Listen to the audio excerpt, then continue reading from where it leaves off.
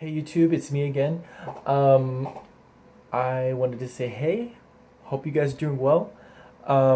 It's been a while since I got back in town from Austin to go see Sia.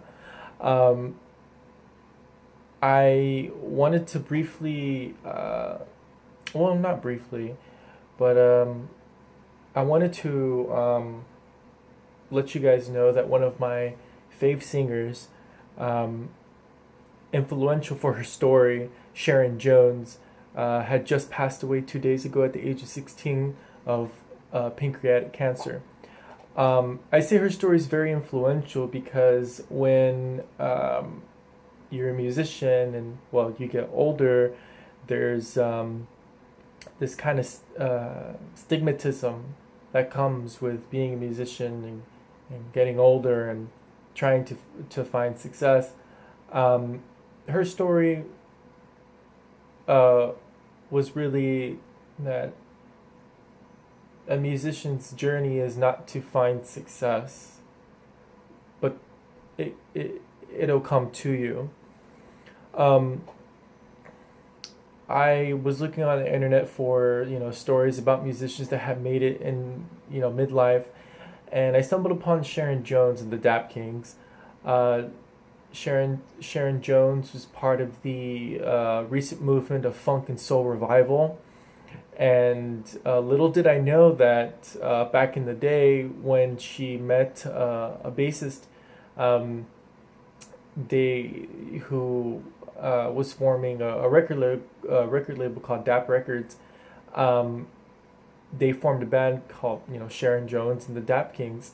Well, again, little did I know that the Dap Kings, that band, actually backed up Amy Winehouse and her album Back to Black. I did not know that. I had no clue that that band backed up Amy Winehouse, and made Back to Black the what it is. It's so authentic and soul and in funk. They took a long time to really cultivate that sound. I mean, years cultivating that sound. And Sharon Jones, she was in her prime. Um, she, you had big titans of funk and soul like James Brown, Aretha Franklin, um, Little Richie, Stevie Wonder, all these really big names at the time. Um, she never really got her big break. She did a lot of odd jobs.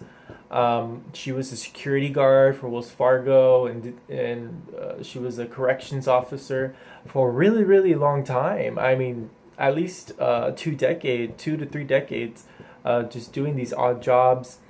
She still pursued singing as a funk, a gospel singer, and she recorded her first record at 40 years old. 40 years old. 40 fucking years old. And she got nominated for a Grammy and she was touring. She did have a bit of a hiatus fighting cancer, and after that she she went back on to touring. And it's that kind of resilience that should teach us to not take for granted the situation which we're in as musicians. I mean, most of the musicians that I know, that yes, we're all young and we're still complaining about, why am I not here yet? Why haven't I not done this or that? Your time will come. Your time will come. It may be tomorrow. It may be the day after. It may be years from now. Maybe decades from now. But it's this kind of story that should tell us that this story should really uh, speak volumes to you as it did to me, that um, that Rome was not built overnight. Sharon Jones died a legend. She, if it wasn't for her band, we wouldn't have Back to Black. I had no clue. If it wasn't for somebody like Sharon Jones influencing some of the biggest artists that we've ever heard in our time, like Amy Winehouse and Adele, um, that her her legacy, her art, her craft took a lot of time. Took a lot of time, and her story of resilience and determination led her to leave the kind of influential legacy that she has behind, and she will always be remembered. I mean, she's even influential to me simply because of her story, just how determined she was. Um, when I had discovered her was again because I was looking up articles about which artist made it later in life, and she was the one I stumbled upon, and it's I keep her very close to my heart. I keep her very close to my heart. I have her first record that she recorded, "Give the People What They Want." Um,